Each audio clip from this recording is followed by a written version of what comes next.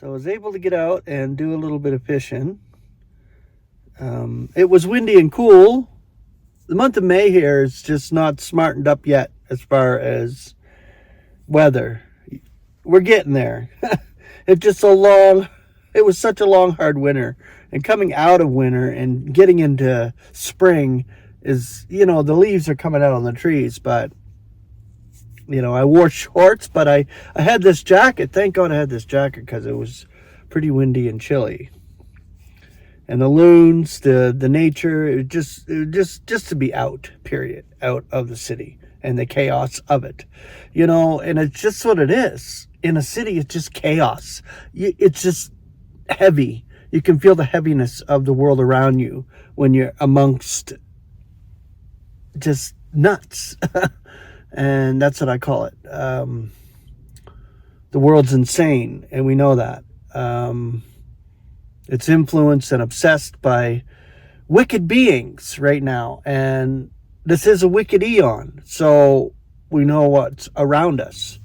And it's oppressive for a believer. And the oppression can get to you. But I want to share something with you concerning the mind of Christ. The passage in 1 Corinthians 2:16, it says, "Yet we have the mind of Christ." Now, this is important to realize as a believer, that we do have that communication. It is so intimate and so beautiful. And when everything is chaotic and nuts, we just need to focus on the fact that we do have the mind of Christ. And we do have the Spirit of God in us to console us and keep us during these times. And we're living in the era of the end, so we're close. And the closer we get, the more we inch further to the snatching away, the more intense it gets for believers. And this is our issue as believers. We don't like it here. This is not our true home. I don't like it here. I enjoy what God graces me with and provides in this life, but it's an experience. And really, it's an experience of evil to humble us.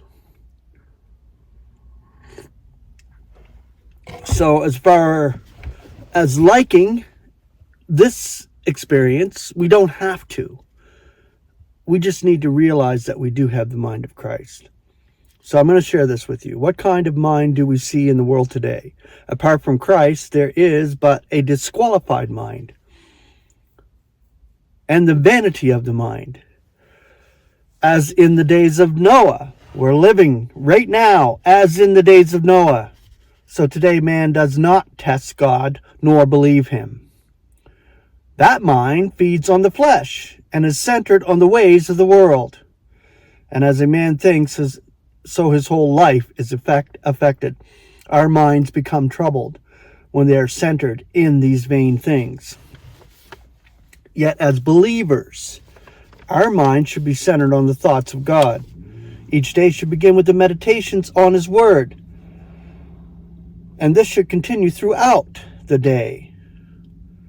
Every moment we should be focused on that which is above, no matter what, through the good, bad, and ugly. Thus we will be testing and resting in the mind of Christ. We are only disturbed when we are not trusting. That is so true. We need to be transformed by the renewing of our mind, testing what is the will of God. This is a daily affair, a moment-to-moment affair, a constant renewal, ever going to God. It is as Paul says in Ephesians 4:23, "Be rejuvenated in the spirit of your mind." We are not to be confused by twisted teachings which claim that all physical illness is in the mind. The mind of Christ recognizes weakness in the flesh. The Word tells us we have a body of humiliation. God wants us to accept His will in our lives, to think on His Word, to meditate upon it, to rejoice and find peace in the truth. With the mind of Christ, we look beyond our afflictions, our sorrows, our momentary weaknesses and problems, and see the power of God. We learn that it is true that the Lord is near, always near. Instead of worrying, the mind of Christ goes to God in prayer, with petition, with thanksgiving, with requests, and thus the peace of God that is superior to every frame of mind garrisons our hearts and our apprehensions, and this is in Christ Jesus our Lord. Institutions are full of those with disturbed minds today. The world is filled with those with troubled minds. Doctors can't deal with it. Psychologists can't deal with it. Politicians can't deal with it.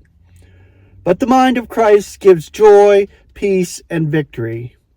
For it searches the Word. It seeks out God. It believes His truth. It searches even the depths of God.